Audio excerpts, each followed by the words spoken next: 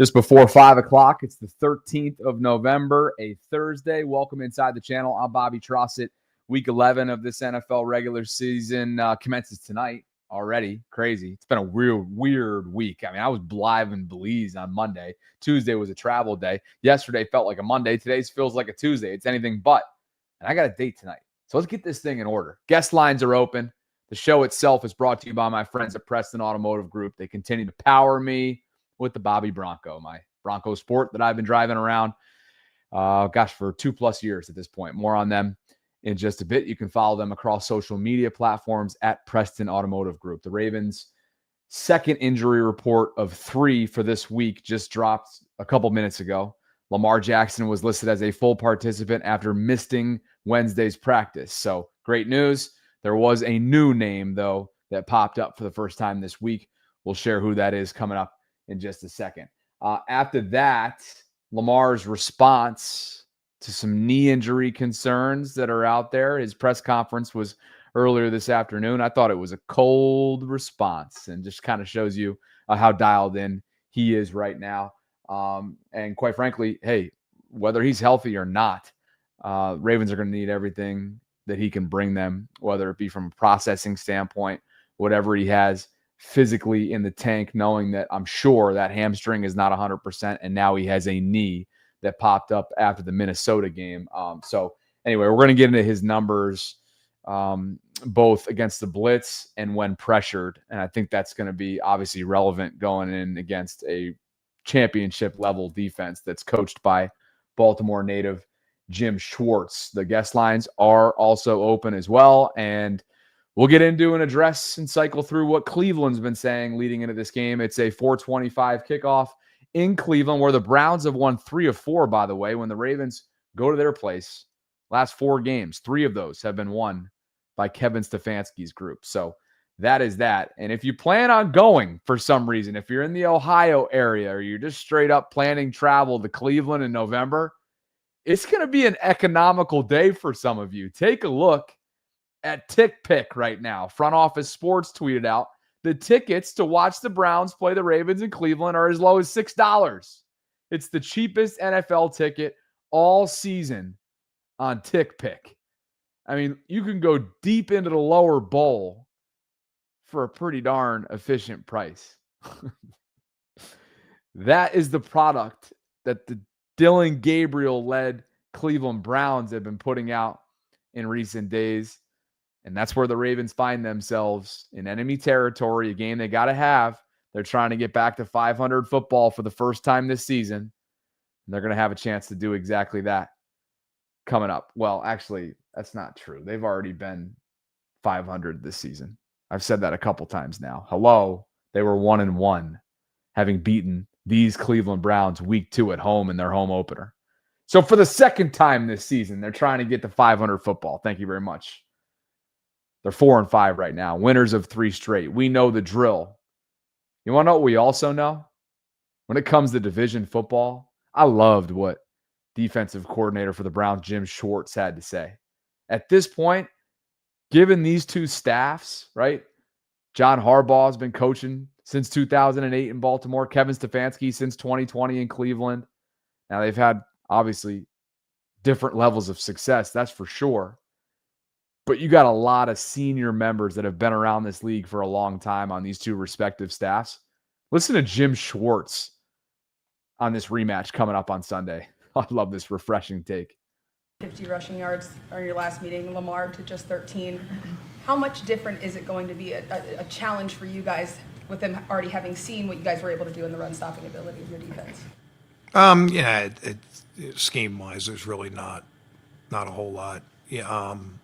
It's more just attitude. I mean, I think they had a pretty good idea of what we were going to do in the first game. I mean, when you play division games like this, particularly coaching staffs that have, that have been around for a few years and players that have been around for a few years, there's not a whole lot of secrets this time of year. I mean, there's very little in this game that we're going to do that the Ravens are going to be like, oh, wow, like where did that come from? Because if it was, we would have been doing it last game, the game before that. Like you already sort of know, they know us, we know them, and it's classic classic division games, and it comes down to, to who plays physical, who does the techniques well, who plays with the best fundamentals, who plays with the best spirit, who makes the fewest mistakes. It comes down to those things as opposed to, a coach coming up with a magic scheme or, something like that. That's what division football is all about. It's, the weather's changed. You're into November.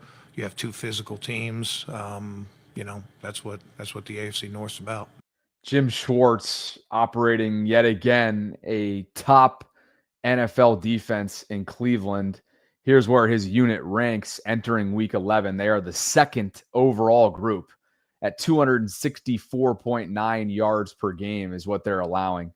They're 10th against the run, holding teams to under 100 pretty consistently, including what they did very successfully in that category the first time these two teams played. As you heard one of those reporters ask at the top of that snippet, that he went on to talk about, the division, and there's not a lot of surprise. There's so much familiarity between the two. 45 total rushing yards is what the Ravens were held to in that week 2 week 2 Cleveland loss. The Ravens still were able to manufacture 41 overall points. They got some help on special teams. They got some help, of course, from Joe Flacco turning the ball over. But 45 rushing yards. That's a hell of a job well done by Jim Schwartz and company. Now, Lamar killed him with his arm, threw 4 touchdown passes, had a quarterback rating of 128.6, was efficient, got the ball out of his hands quickly. I think that absolutely has to be the game plan if you're Todd Monken and company, much like it was. That time to throw number was like 2.61 seconds, I think, on Sunday in Minnesota. He was 19 for 29, week 2 against Cleveland, 225 yards. But again, Derrick Henry was held to 11 carries, 23 yards. That's 2.1 on average. And Grant Delpit had the last laugh in that regard. Now, the Ravens had the last laugh, having won the game and walked away victorious. But this is a group that can stop the run effectively. And I think the Ravens are going to have a very difficult time, as they have in recent weeks, running between the tackles because of their poor guard play. Cleveland's also second against the pass, allowing just 167 yards through the air per game. They're 17th in scoring, 23.4 points per game. They're 9th on third down. They're 7th on fourth down, and they're 10th in the red zone. We know the Ravens have had their fair share of struggles, offensively speaking. They're the 27th ranked unit inside the 20s. Not good. Todd Monken spoke about it during his press conference earlier today. Lamar spoke about it as well. We'll get to him in just a second here. Matter of fact, listen to Lamar now. I spliced together a number of his answers, including that cold response to the idea that knee is going to get tested early and often by Jim Schwartz in this Browns defense come Sunday. We need more points. Our defense is playing great. Special teams playing great. I feel like we have great moments, but just being consistent, that's what we're chasing right now. Is it maybe nice to have a game, though, where you didn't have to put the team on your shoulders at all? And just, defense, especially, everyone was playing. It was really complimentary football like that, to not have to feel that weight.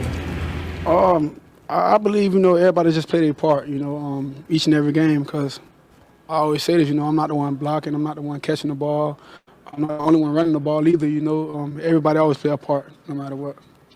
Lamar, when the play with Mark Andrews, the look of the tush push and the toss sweep to you, what's your reaction when you first bring that up to practice field? We're going to run that the first time. Well, I was cool with it. We did something similar like that in the past. I think we did something like that against Cleveland before. I think that was what Giro offense do. Yeah, we did something similar. So I really didn't have a thought with it. I'm playing football.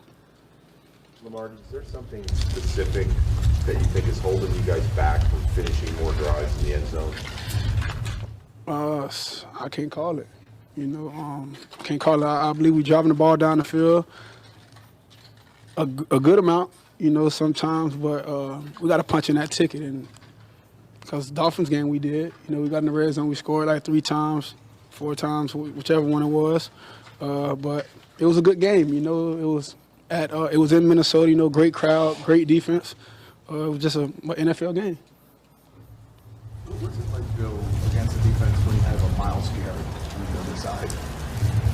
Try to get as much hands and objects on him as possible. A guy like leading the league in sacks right now, I believe.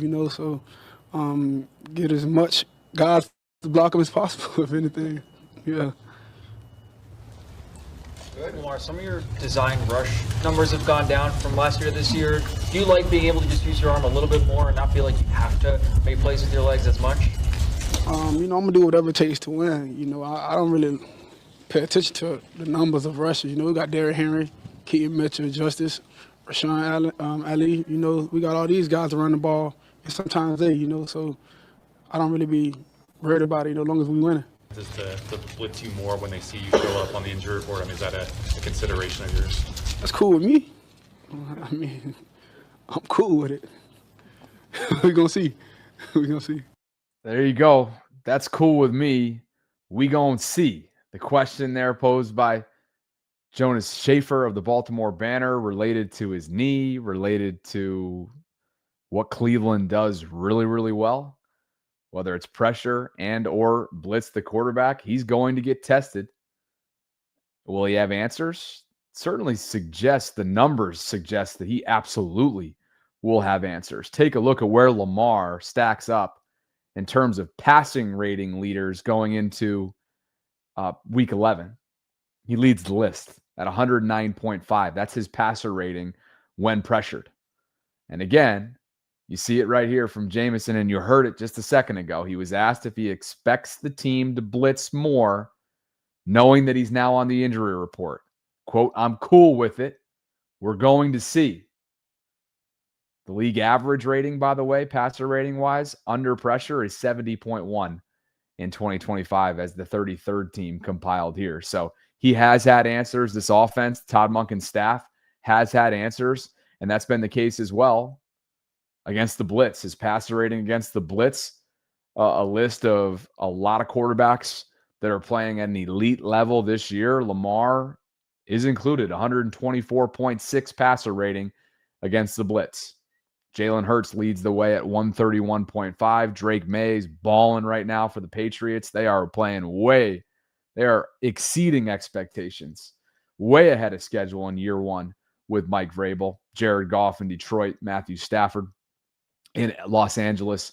So this is a hell of a group. And I would not be surprised if you're seeing somewhat of a similar game plan, some similar wrinkles as to what was deployed Sunday in Minnesota. Get the ball out of Lamar's hands quickly. Attack the middle of the field. I just don't know how much they're going to be able to effectively run the football in this Cleveland defense. I get it. Keaton Mitchell was not a factor. Did he play in that week 2 game? I don't think he did. I don't believe Keaton Mitchell was active in that week 2 game. So hopefully he gets an opportunity, some misdirection, maybe get him involved in the screen game and stretch this defense out as much as they possibly can.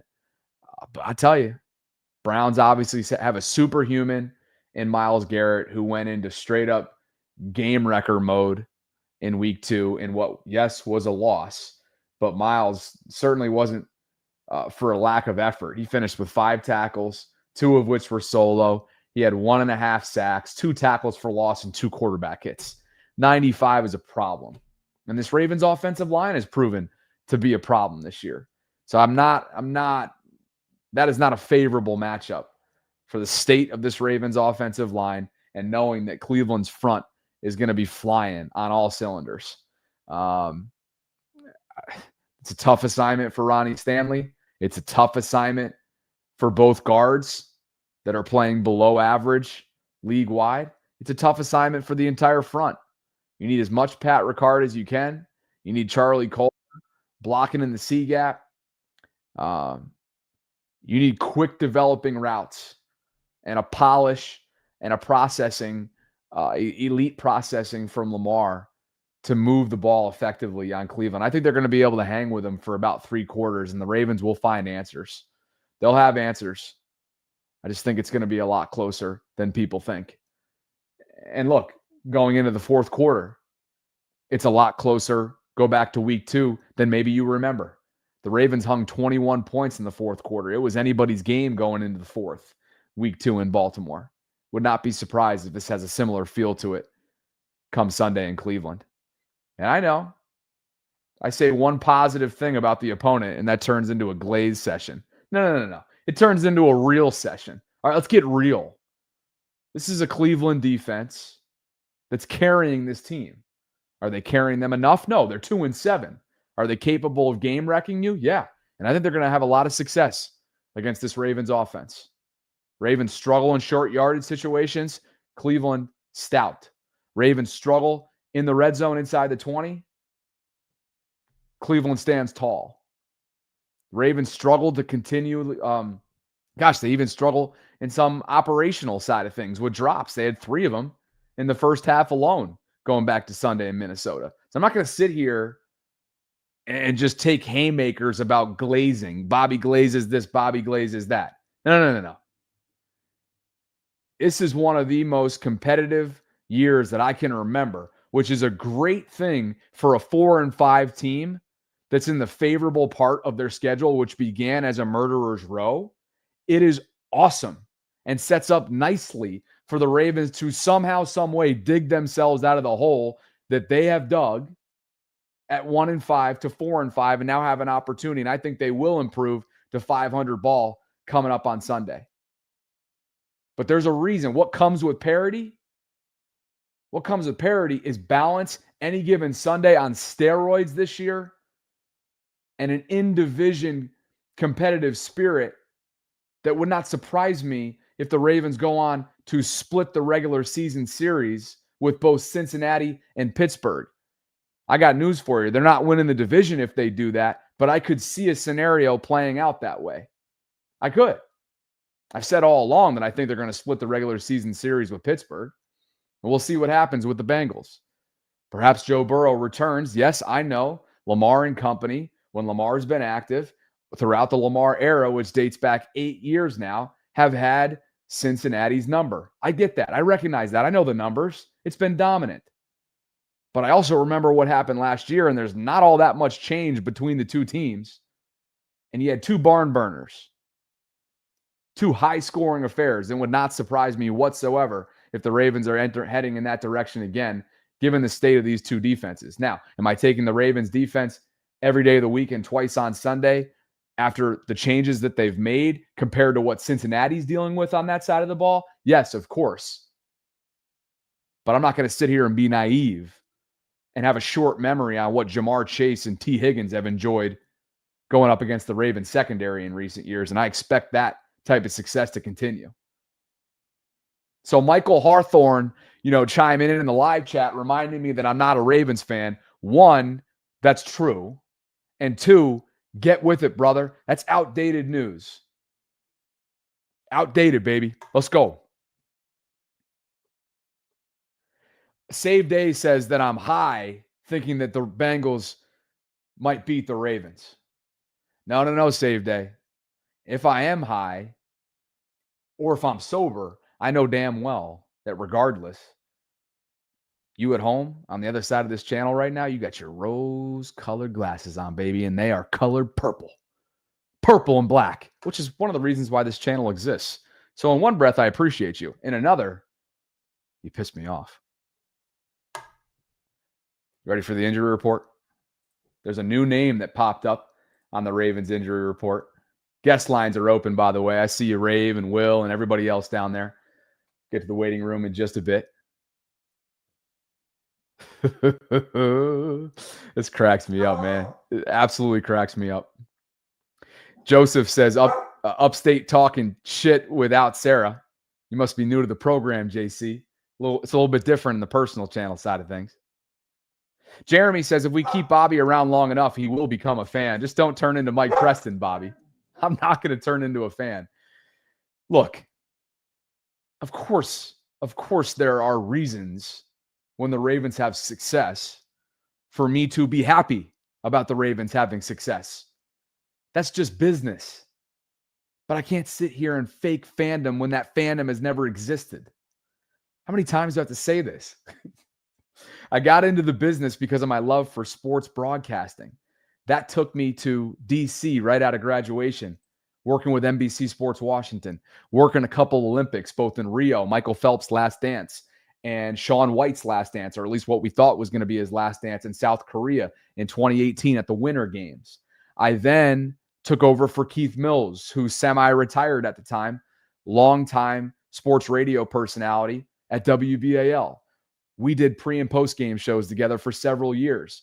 I got my feet wet in the Baltimore market. I familiarized myself with the history of the sports culture, the rich sports culture in Baltimore, dating all the way back to the Orioles' heyday and what has made the Ravens over the last 30 years, and educating myself on an area and teams that I knew nothing about as a upstate New York native. And so when they showed me the door, because of decisions that I made, it wasn't the right fit for me there. I took my 6-month severance. I thought about what I wanted to do next.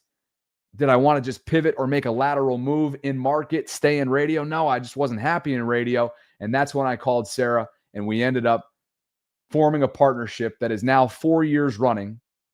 We've got over 50,000 subscriptions combined between the two channels. We're year round. We love it.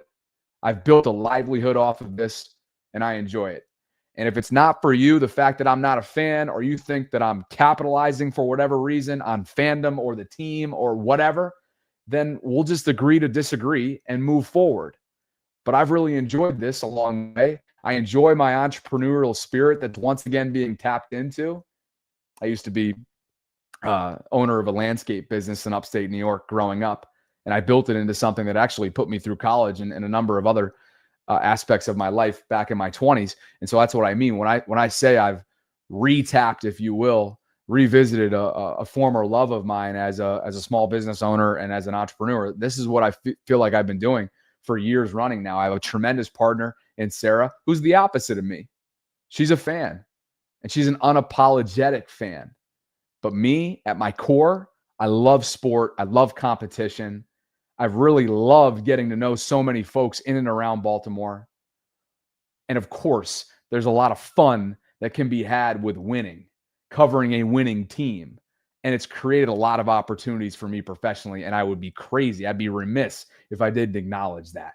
But there's a difference between fandom and business for me. And to me, this is a business. And I'm a business owner. And that's what I've been trying to build for me, for you, and hopefully for many more to come in the coming years. That's where I'm at. A very impromptu tangent, if you will. Thanks to Preston Automotive Group. It's opportunities like these, right? Partnering up with the folks at Preston, a local to Baltimore dealership that have powered this channel for 2+ years. And if you click on the link that I have included in my show notes, it'll bring you to my specific URL and landing page at prestonmotor.com. And there you're going to find 2 exclusive offers that are available to you as a subscriber of this channel, or if you're a subscriber of the Vault, or both. You're eligible for one $500 credit towards a newer pre-owned vehicle, or when you buy 4 tires, you'll get 50% off your alignment. You've got over 2,000 vehicles to choose from. Home deliveries available. Hey, finding your next ride has never been easier. And when you shop with Preston, you're joining a trusted team serving Baltimore and beyond. You can scan the QR code to get started today in the upper right-hand corner. Everything you need is linked in the show notes. And if you do press that link, again, it'll take you here where you'll be reminded of those offers that are available to you that I just referenced. You can also contact them easily by filling out this form, selecting your dealership location. The Millsboro, Delaware location, by the way, they just had their grand opening over the weekend. I saw that on Instagram for those of you that are in the Delaware area. Maybe that'll apply to you.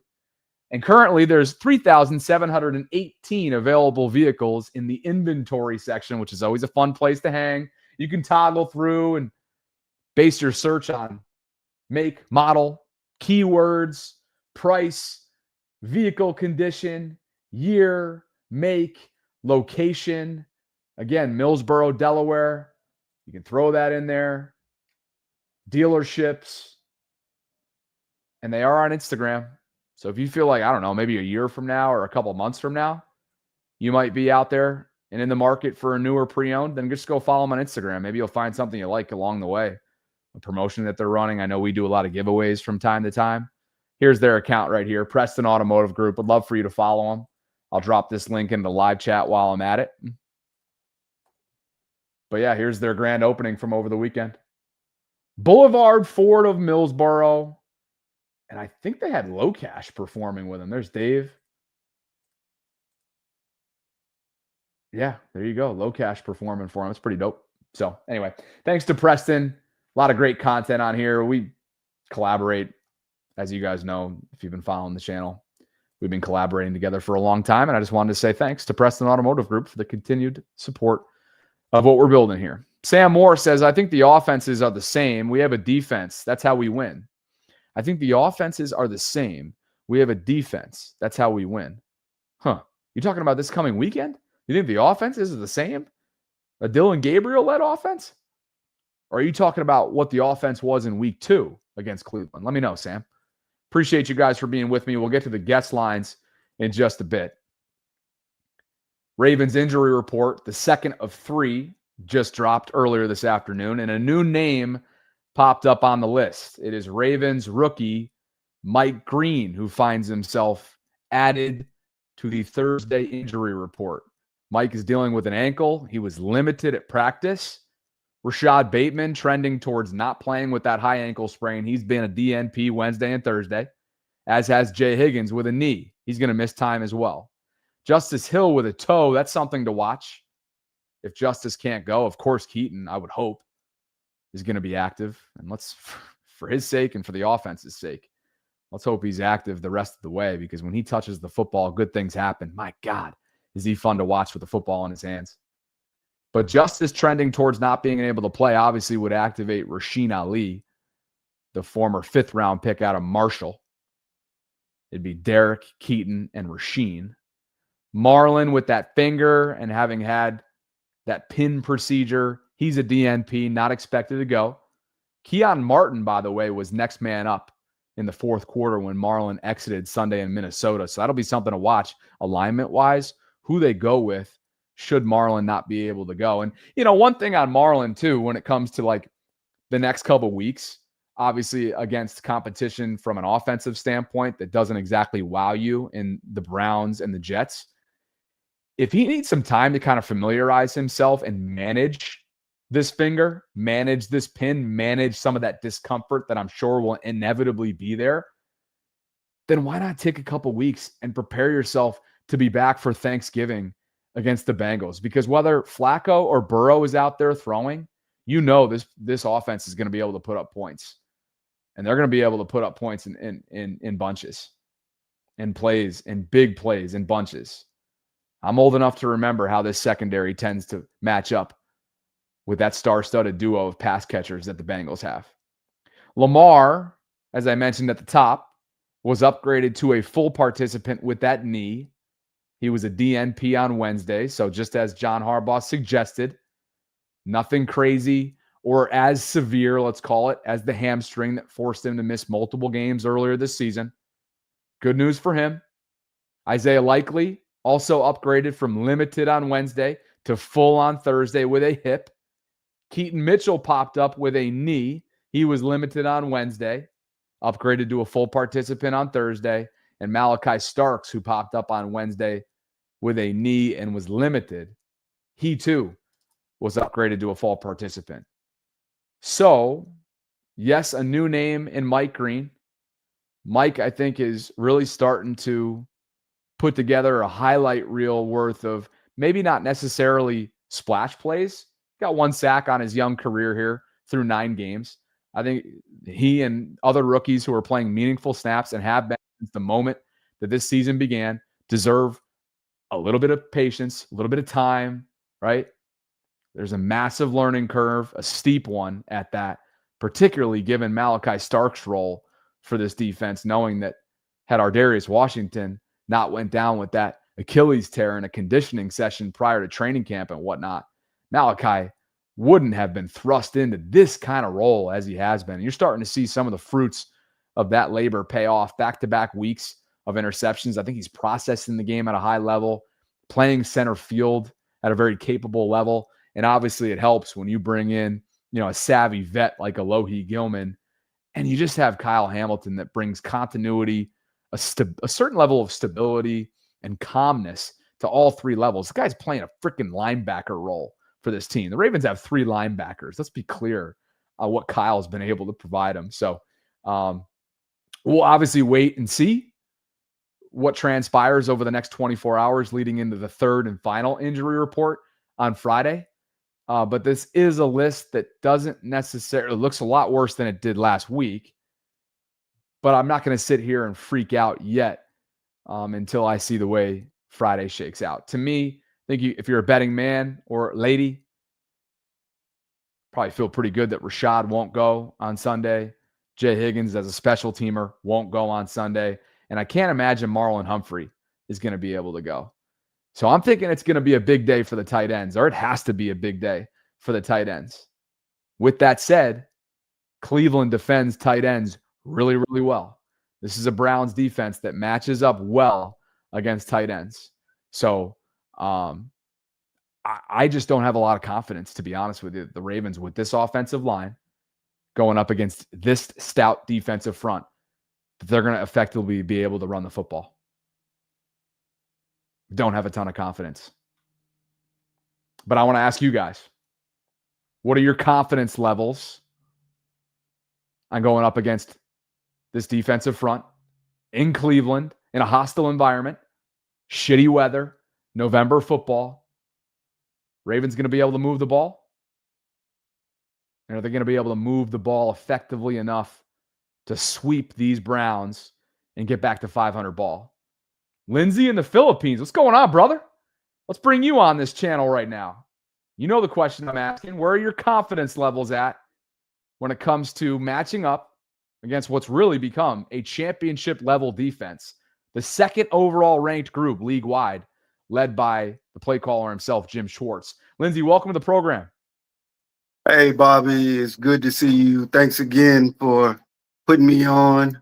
My confidence level is probably at a 6. You brought up some great points. Another thing, I don't know if you brought it up, knowing you probably did, but it's a divisional game. Those guys know us better than we know ourselves. That defense is on point in Cleveland. It's just going to be a tough game, and if Lamar is somewhat injured, it's going to be it's going to be a good battle. I expect the Ravens to win, but it's not a sure thing. I wouldn't bet money on this game. And the other thing too, right now. 8.5 right, point favorites are the Ravens going into Vegas. Got a lot of respect for them. But this is a group that defensively, I think, has the upper hand over Cleveland. Obviously, I don't think it's saying anything groundbreaking. I think they're going to disrupt Dylan Gabriel early and often. As J.J. McCarthy said at his post-game press conference, I expect them to throw the kitchen sink at him. I think Zach Orr and company and his staff will devise a plan that confuses Dylan, that gets Dylan on the run, and that forces Dylan to make plays with his legs, make plays under pressure. I don't know if they're going to be capable of organically creating pressure.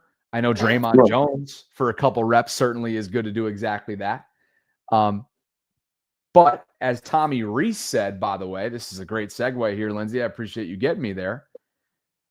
There are ways that the Ravens have found ways to impact the game, not necessarily organically creating pressure, but by schematically creating pressure. Listen to Tommy Reese. He's the offensive play caller in Cleveland. Yet the last 4 games, nobody scored over 19 points. Have they changed their defense philosophy somehow and are playing good despite no pass rush? I mean, they're playing really well as a whole. They create pressure, like in unique ways. Obviously they made the trade 4 weeks ago. That brought 14 down closer to the ball. I think that's a big change for them. A couple of years back, they were playing predominantly in that set. Changed it up midway through the year last year. They have a good group of players that play complementary on one another. And like I said, they have versatility to them. They're playing a really good brand of football right now.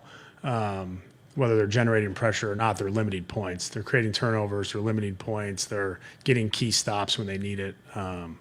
So they're really playing at a high level. I have a lot of respect for the staff and how they put together their defense and the way they challenge an offense.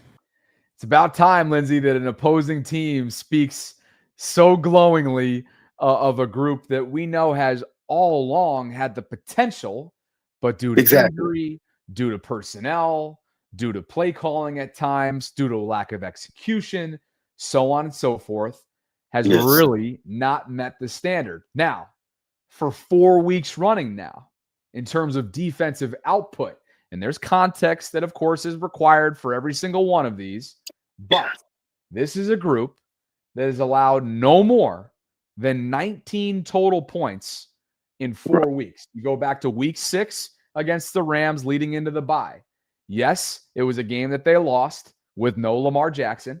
By the way, I think the Rams have a darn good chance of coming out of the NFC when it's all said and done. 17 total points. Now, there were a lot of drops there, some end zone drops. Devontae Adams had uncharacteristic drops. That's some of the context that's always required. But then you go against a Chicago team coming out of the bye. You hold them to 16. They've beaten some good teams this year. You hold Miami to 6 total points. And I get it. No Tyreek Hill, but they got playmakers there. And they just beat Buffalo. And then, of course, Minnesota. Yes, it's J.J. McCarthy, who's essentially a rookie. You hold them to 19 total points. They get paid too. They've got skill players. They've got the best wide receiver in the game for my money in Justin Jefferson. So this is a group that, to Tommy's point, finds ways. And they have been finding ways because of 14 that you see on the screen. Take a look at the PFF graphic. Not to hijack your guest spot here, but you're with me now, my man. You're co-hosting the show with me. Take a look at this. I got you. Take a look at the alignment.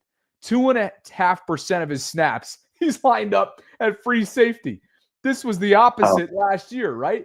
Down the second half, they needed him on the back end. He and Ardarius held it down on the back end. This year, since week 6, they needed him anywhere but on the back end. 97.5% of his snaps have been inside the box, in the slot, corner, defensive lineman. He's a do-it-all player for them. He potentially is a future defensive player of the year candidate. And as PFF graded him out, he's one of the best. Agreed.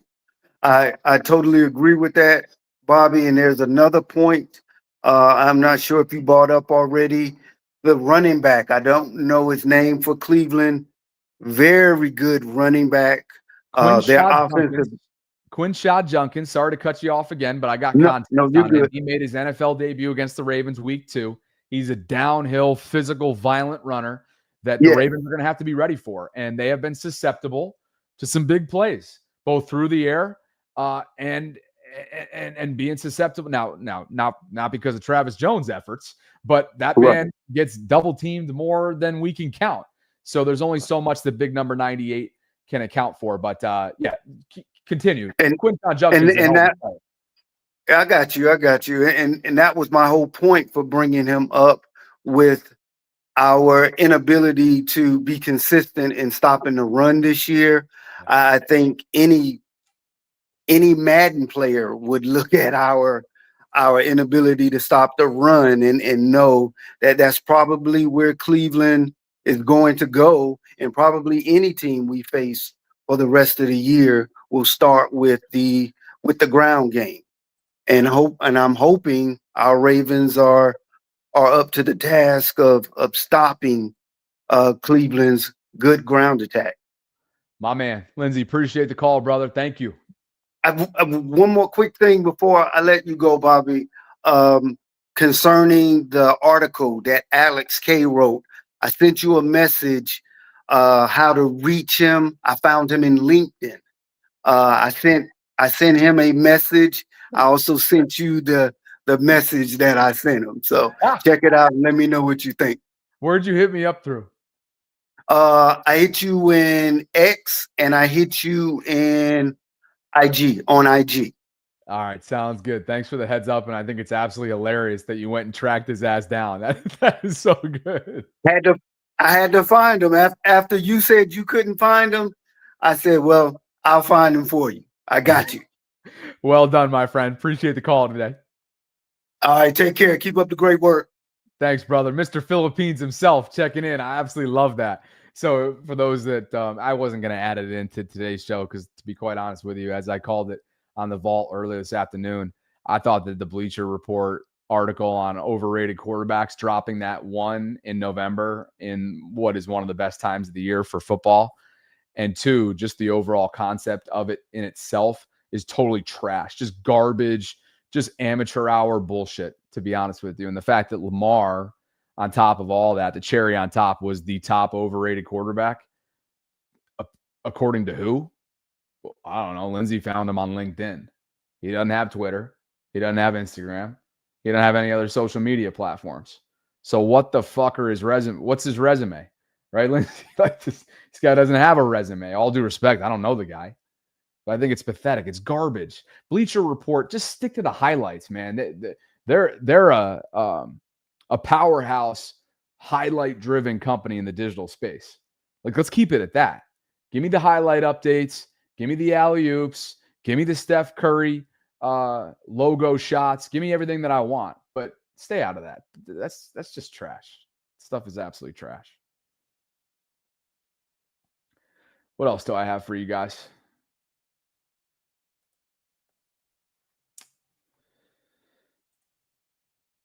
Grant Delpit, Brown safety, talk about Keaton Mitchell because they did not see them the first time around, meaning the Browns did not see Keaton Mitchell. He was inactive week 2 in the home opener. Here's Grant. It seems like they're using Keaton Mitchell a little bit more. It's kind of like a different style back out of the backfield, doing some unique things with him. Just what type of challenges does he present? Obviously different than Derrick Henry in that way as a weapon. No, he got elite speed. I think obviously completely different back then. Henry, they complement each other. So, he housed the draw against us, I think, 2 years ago or last year. So we're familiar with him, and we're going to be prepared for it. Singing a different tune than he did the previous time around, remember? Oh, yeah. Grant and Jerry Jeudy did all the talking leading into week 2. And, hey, Grant backed that up. Grant had some splash plays in week 2. And, again, this was a Cleveland defense that held the Ravens offense to just 45 rushing yards. So you got to tip your cap there.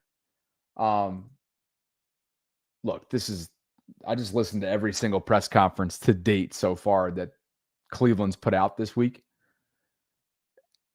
It just screams that they are, as a defense, beyond exhausted, having to play with different quarterbacks on the other side of the ball, a carousel. It's been a totally inconsistent, unstable, you name it, era of Browns football offensively, which dates back years and years and years. They made a terrible decision letting Baker Mayfield go. They made a terrible decision paying Deshaun Watson. They made a terrible decision in the circus that this year's draft became, bringing in multiple rookies. Now it's coming back to bite them from a media and national coverage standpoint, as it has for weeks now, if not months. Dylan Gabriel's playing poorly. Shedeur Sanders is waiting in the wings. You have to evaluate him at some point. Maybe they're waiting until they fall out of contention. I don't know. They're 2-7 right now. They're going nowhere fast. And it's a catastrophe.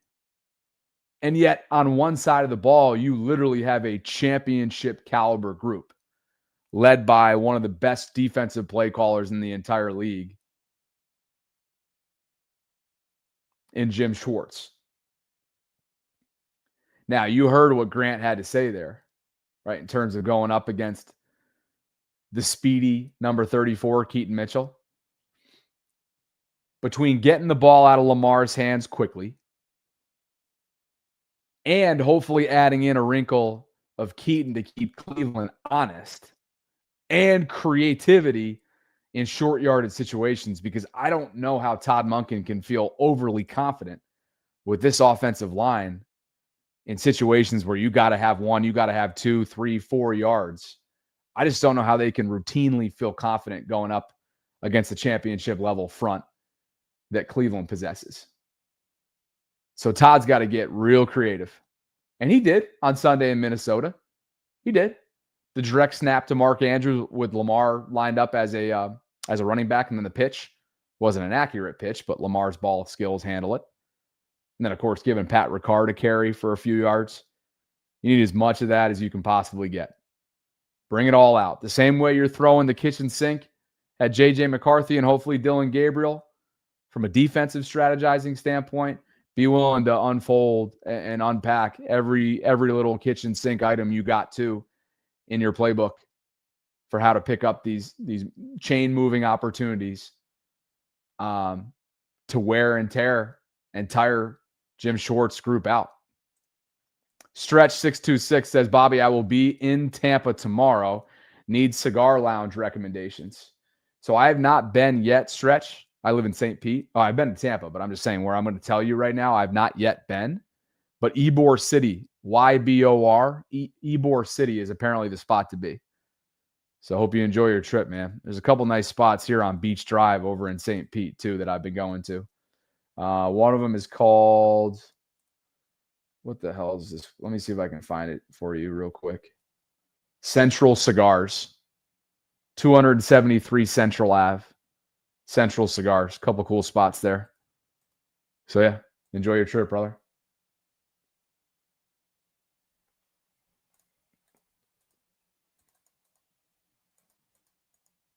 Rave, welcome to the program, brother. Talk to me. Can you hear me good? Yes, sir. What's going on, dude? Everything's good? Okay. For one, how you doing, Bobby? Good, man. How are you? I'm good. Secondly, Dylan Gabriel, he just sucks. I'm gonna be honest with you. I think Shadur's is waiting for his turn, so we're gonna be fine. Okay, against the Browns. Yes, we have to we have to go against a very competitive defense, but it doesn't matter because Dylan Gabriel's literally going to sell them like bad. You should see some of these highlights that Dylan Gabriel's been throwing. It's like pitiful. But I want to address this and I want to make the air clear about something. If anybody knows me, and Bobby, you know, you've been slowly learning who I am and seeing me and whatever. I want to make it clear that there's a few guys. I think this guy, he got one guy goes by like Jason Freeman or Mason or something like that. And there's like two more guys on the Twitter space. They're trying to push this narrative about me and how they don't like me and all the yelling and content I'm doing. So let me make this absolutely clear. First of all, I'm a huge, real Raven fan. Real. I'm not fake. At one point in my life, no one knew who I was other than the friends that I know, but nobody in the social media space knew who I was. I was 600 pounds, and I dropped all the way down to 395 pounds because I told myself I wanted to change my life.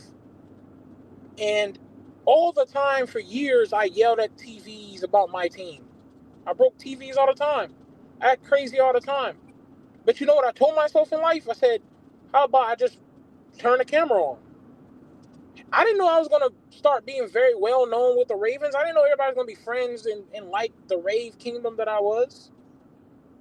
So yes, I'm the guy that created the Daniel Falala thing, and I've been going famous for it. But I want everyone to understand, like, I don't do it like just trying to create cliques and be annoying to people.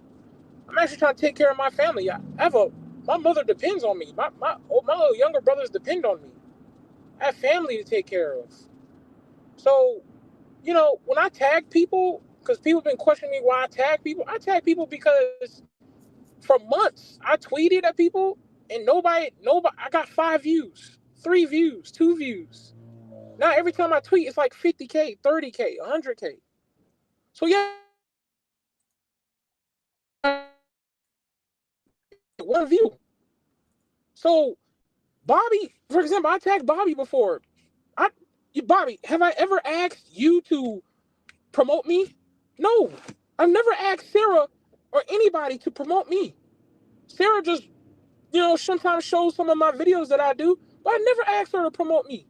I have never asked anyone to promote me, whether you like me or not.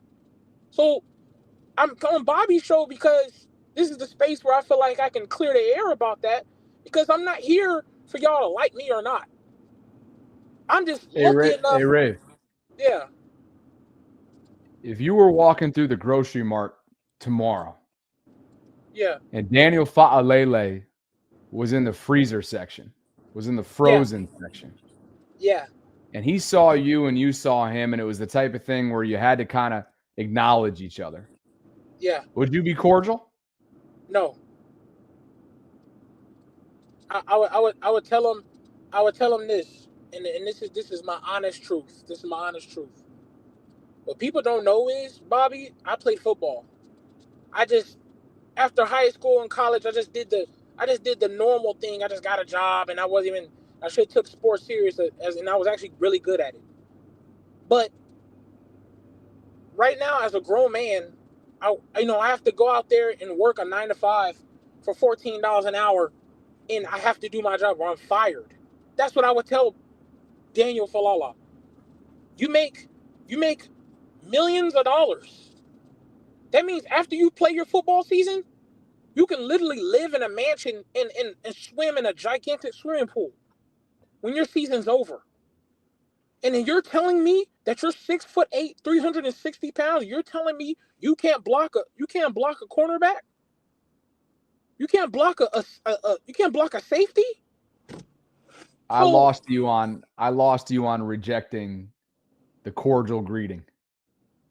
Oh, no. Yeah. I would let him know. I'll let him know that he has to be better. I would say this to his face. That can be said cordial. That could be said cordially, though. Here's where I'm at, Rave. Here's where I'm at. I see too much.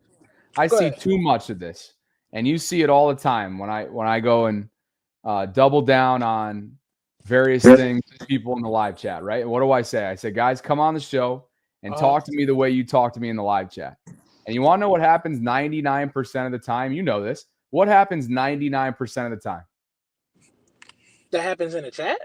99% of the time when that happens and someone takes me up on the opportunity to come on the show, it's a different energy than what's shared in the live chat.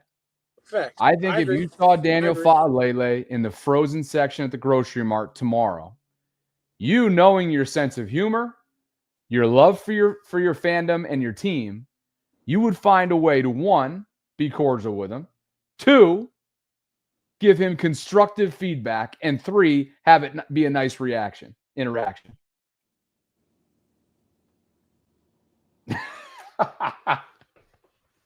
I don't even know what the fuck we're talking about right now. But look. Let me say this. Let me say this though. Let me say this to that. Okay. Let me say this to that. I can admit that, but I would stand on business though. Fair enough. I would stand on business. You get what I'm saying? Like I would stand on business with anyone. When I like John Harbaugh, when I say fire John Harbaugh, I would tell that to his face. Or I'm not gonna lie. I'm not gonna lie.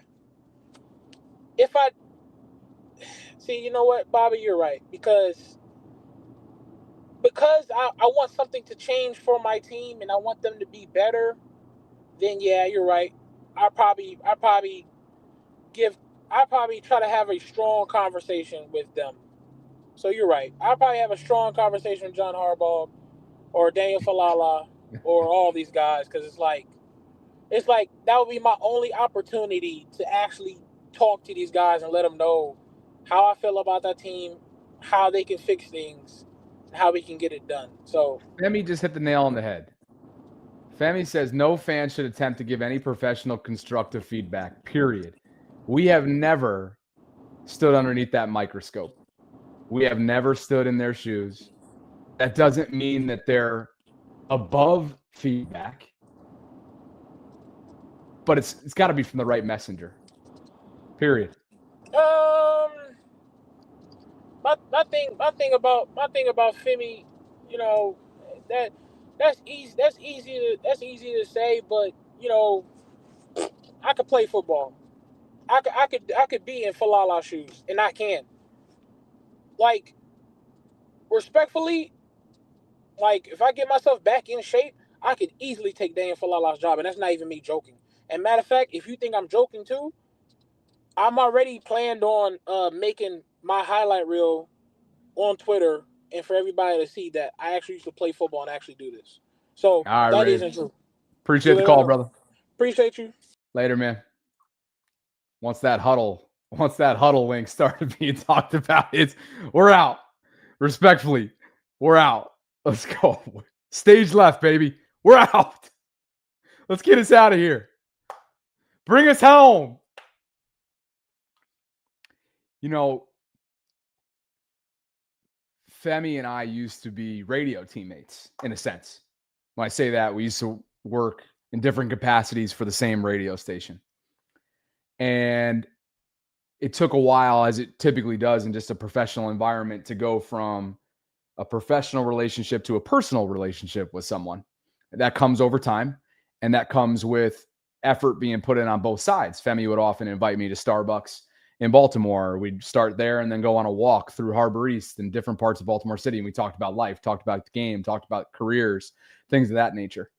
And after time, you develop, as somebody who did not play professionally in anything, you develop a certain level of confidence to go down that debate road, as we've done in recent weeks, about God knows what related to the team.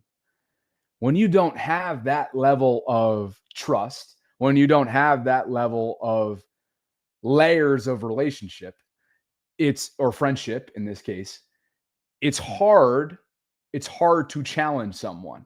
And so Rave's sitting here telling us and me that in the frozen section, I love how we keep referencing this. The frozen section at the grocery mart tomorrow, if Lele is there and Rave walks down it and approaches him in a non-cordial way to offer him constructive feedback, how do you think that's going to end? How do you think that's going to be received? I think we can all do a better job, myself included, of remembering that it's cliche to say that, from a human being standpoint, remember that they're humans. That's a given. Remember that these guys are the less than 1%ers of the world, and that they are under a different level of scrutiny, spotlight, pressure, and expectation that none of us will ever know, outside of folks in the medical field, outside of folks in the law enforcement field, you name it. We will never know what that is like.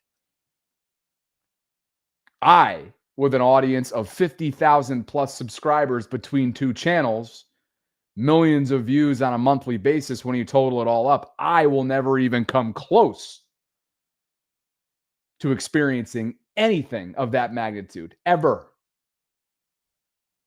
So I think it's a good reminder for all of us, whether we cover this sport, whether we love this sport, whether we fandom or are a fan of this sport, whatever it might be. And Mike, for sure, constructive criticism is a good thing. Trolling a grown man in person and calling them trash is different. Correct. Anyway, I don't know, Richard. Where are we right now? I don't know how we even went down that road. Richard says, I don't remember the name, but there's a good whiskey and cigar bar in Tampa. Pretty sure it was in Ybor, if I'm not mistaken. There you go. And Richard says, can we have Rave replace Fa'alala? Yeah, let's put Rave under the microscope, see how he responds. Run that shit up. Let's get the answers that we need.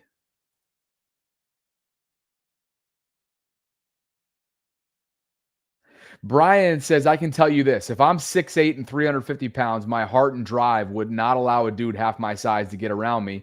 77 has no heart. How can we sit here and say that 77 has no heart?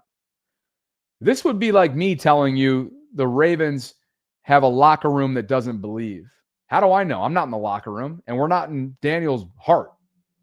He's probably got a big-ass heart, by the way. Just kidding. Like, how can we confidently say that he has no heart?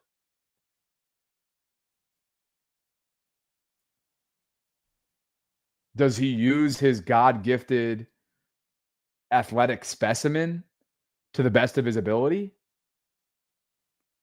When you watch the tape, it leaves a lot to be desired. But no heart? Yeah. It's a stretch.